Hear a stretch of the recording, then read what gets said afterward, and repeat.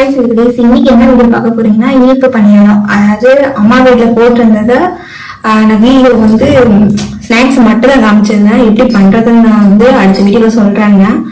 அது இன்னைக்கு தான் ட்ரை பண்ணி பார்த்துருக்கேன். என்னோட எக்ஸ்பீரியன்ஸ் எப்படி இருந்துச்சு, நான் செய்கிற எக்ஸ்பீரியன்ஸ் எப்படி இருந்துச்சு, எப்படி சொதப்பதான் இருந்துச்சு, அண்ட் இது வந்து ஃபர்ஸ்ட் டைம் பண்ணியிருக்கேன், கரெக்டாக வந்துச்சா இல்லையா அப்படின்னு வீடியோ பார்க்க போகிறோம். நாங்கள் வீடியோக்குள்ள போகலாம். இன்னொரு விஷயம் என்னன்னா, நிறைய பேர் வந்து சப்ஸ்கிரைப் பண்ணாமலே பார்த்துட்டு இருக்கீங்க. என் வீடியோ பிடிச்சிருந்துச்சு அப்படின்னா சப்ஸ்கிரைப் பண்ணுங்க. ஏன்னா வியூஸ் நிறைய போகுது, ஆனா சப்ஸ்கிரைப் வந்து ஏறாம அப்படியே தான் இருக்கு. ஸோ கொஞ்சம் பார்த்து பண்ணுங்க, ஓகேவா? வீடியோ கூட போகலாம்.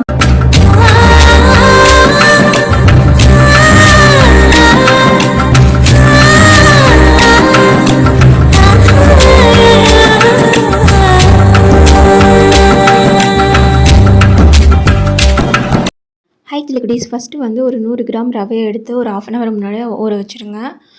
அதுக்கப்புறம் நான் சர்க்கரை எல்லாமே ரெடி பண்ணி வச்சுருக்கேன். இப்போ என்னென்னா 1/2 hourக்கு அப்புறம் அந்த ஊற வச்ச ரவையோட சுகர் வந்து ஆட் பண்ணி நல்லா வந்து இப்போ வந்து 100 கிராமுக்கு வந்து 1/2 கிலோ மைதா எடுத்துக்கணும். 50 கிராம்னா 1/4 கிலோ எடுத்துக்கோங்க. நான் வந்து 1/2 கிலோ எடுத்துக்கிட்டேன். நான் 1/4 கிலோ பாக்கெட் 2 வாங்கி அது ரெண்டுமே நான் மிக்ஸ் பண்ணுறேன். நெக்ஸ்ட் வந்து ஒரு 6-7 ஏலக்காய் வந்து நல்லா தட்டி வச்சுக்கோங்க. அதை எடுத்து இப்போ நான் அதில் போட்டுட்டு இப்போ மிக்ஸ் பண்ண போகிறேன்.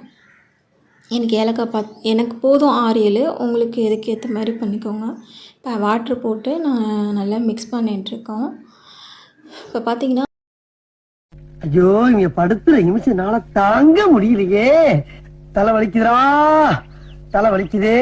சம்பவம் என்னன்னா, 5 மணிக்கே எழுந்திரிச்சி மாமா தூக்கத்தில் பண்ணிகிட்ருக்காப்புல.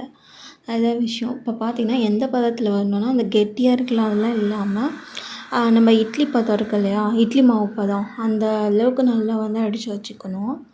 இப்போ பார்த்திங்கன்னா எனக்கு அதை பற்றி தெரியாது, மாமா ஹோட்டலில் இருக்கிறதுனால அது கொஞ்சம் பண்ண சொன்னேன். ஸோ பார்த்திங்கன்னா இப்போ நல்லா ஒரு இட்லி பதத்துக்கு வந்துட்டுருக்கு. நல்லா கொஞ்சம் கூட ஒரு கெட்டியே இருக்கக்கூடாது, நல்லா வந்து ஃபுல்லாக அடித்து வச்சுருங்க. இப்போ வந்து சோடா உப்பு போட்டு வச்சிடலாம். ஒரு 1/2 hourக்கு அப்புறம் எண்ணெய் காய வச்சுட்டு 1/2 hour, அதாவது ரவை ஒரு 1/2 hour, இந்த மாவு சேர்த்து மிக்ஸ் பண்ணதுக்கப்புறம் ஒரு 1/2 hour வச்சுருங்க. 1/2 hour வச்சுட்டு அதுக்கப்புறம் எண்ணெய் ஊற்றிக்கிட்டு அது இப்போ வந்து காஞ்சதுக்கப்புறம் நம்ம வந்து இப்போ ஊற்றி எடுத்துடலாம். இந்த மாதிரி ஒரு கரண்டி, குழிக்கரண்டி மாதிரி வச்சுக்கிட்டிங்கன்னா ஊற்றி எடுக்கிறதுக்கு கொஞ்சம் ஈஸியாக இருக்கும். ஏன்னா இது எங்கள் அம்மா சொல்லி கொடுத்தது தான், இந்த மாதிரி பண்ணணுன்னு. எனக்கு இதை பற்றி தெரியாது, ஃபஸ்ட் டைம் இதை நான் ட்ரை பண்ணுறேன். இப்போ கரண்டியில் இப்படி வச்சுட்டு நம்ம வலிச்சு இப்படி விட்டுட்டோம்னா நம்ம மாவுலேருந்து சோடாப்புலேருந்து எல்லாமே கரெக்டாக மிக்ஸ் பண்ணியிருந்தா கன்ஃபார்ம் அது வேலை உப்பிட்டு வந்துடும்.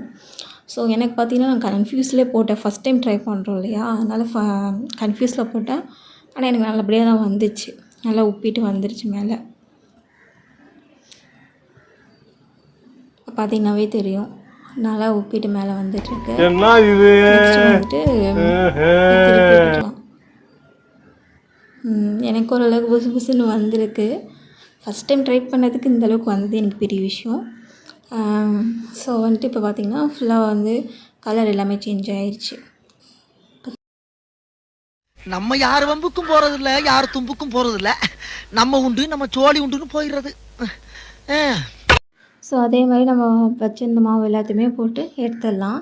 இப்போ பார்த்திங்கன்னா எனக்கு சூப்பராக வேறு லெவலில் எனக்கு இனிப்பு பணியாரம் ரெடி ஆயிடுச்சு. அது கூட டீ வந்து வச்சு சாப்பிட்டா சூப்பராக இருக்கும். என் மாமா வந்து ஹார்லிக்ஸ் வச்சுட்டாங்க.